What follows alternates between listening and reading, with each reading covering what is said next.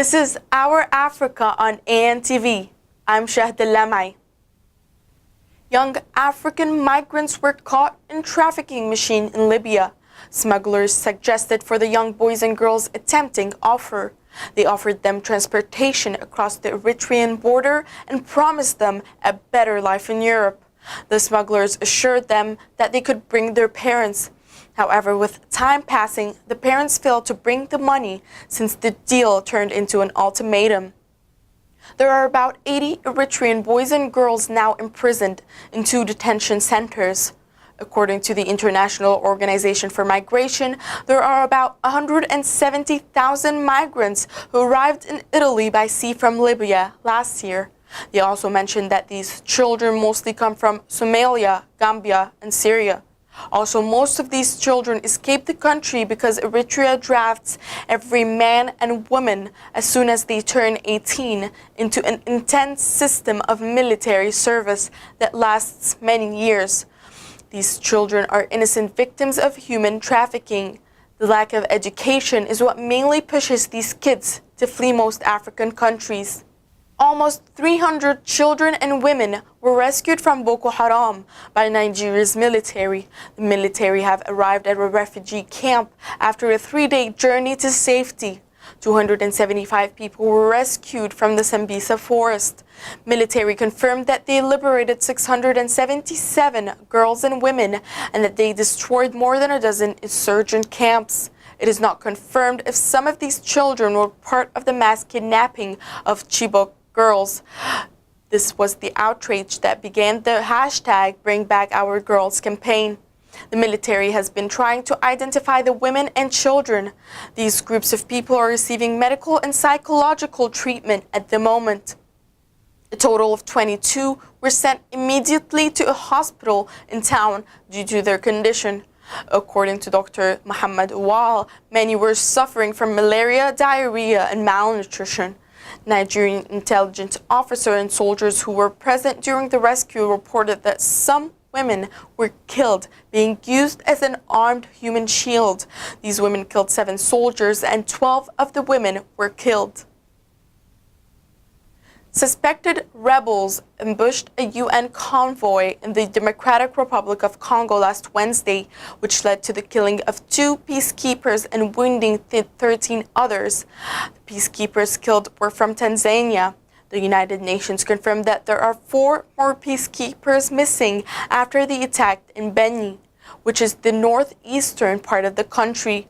A day before this attack happened, a UN helicopter carrying the mission's commander came under fire from unknown gunmen. The helicopter landed safely. The World Buddy said in a statement that the UN is committed to taking all necessary actions to protect civilians and neutralize armed groups in eastern Congo. In fact, a UN team is working with the local army to battle the Ugandan rebels in the country. Eastern Congo is still fighting to get back, especially after the conflict from 1998 to 2003 that left millions of people dead. This is Our Africa on ANTV. We'll be right back.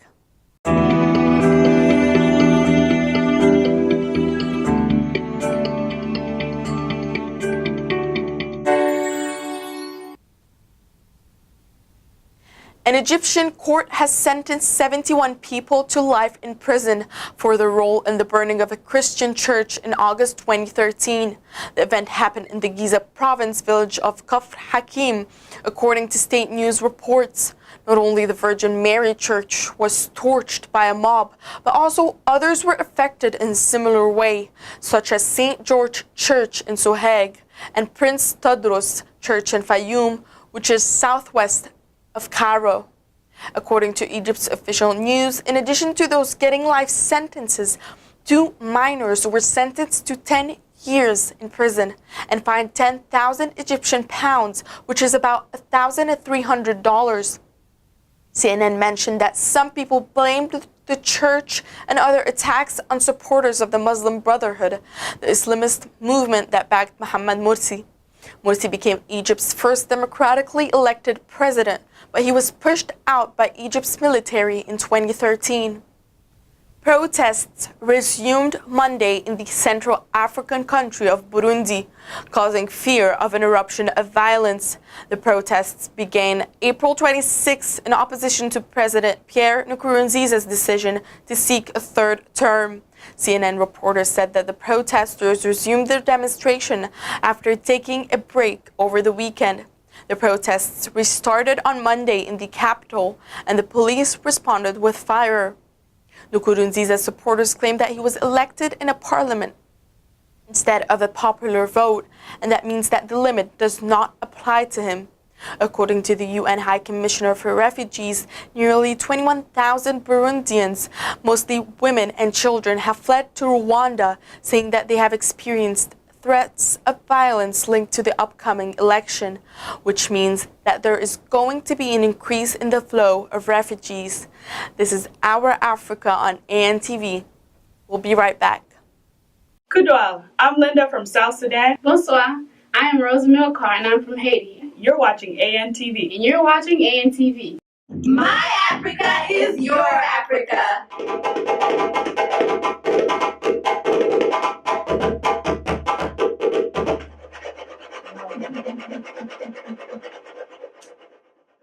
Ivory Coast has banned skin whitening creams because of health concerns. Whitening creams have been popular for years among young women and some men across Africa. However, medical experts said that these products have many negative effects, such as cancer, diabetes, and severe skin conditions. British consultant dermatologist Justine Clark said that the major concern was over unregulated products, which may contain ingredients such as mercury or excessive amounts of steroids. However, analysts say that the ban will probably not stop people from buying the products. South Africa has strict laws against skin lighteners, but the University of Cape Town study found that more than a third of South African women still buy them. According to a 2008 UN Environment Program study, the use of whitening creams in Africa is most widespread in Nigeria, where more than 75% of women buy them. Underwater explorers in Madagascar say that they have discovered treasure belonging to the 17th century Scottish pirate William Kidd. Captain Kidd was first appointed by the British authorities to tackle piracy, but later became a criminal and was executed in 1701. A 50-kilogram silver bar was found on Thursday on the island of Saint Marie. The bar was shown to Madagascar's president at a special ceremony. U.S. explorer Barry Clifford says he believes that there are more bars in the wreck.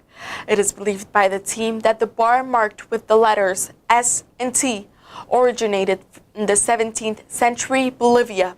UK ambassador in Madagascar hoped that Mr. Clifford's discovery would shine the light on Madagascar as a tourist destination. The plan is to exhibit the bars in a museum. For Our Africa on ANTV, I'm Shahd Lamai. Remember, Africa is your Africa and mine too. Thanks for watching.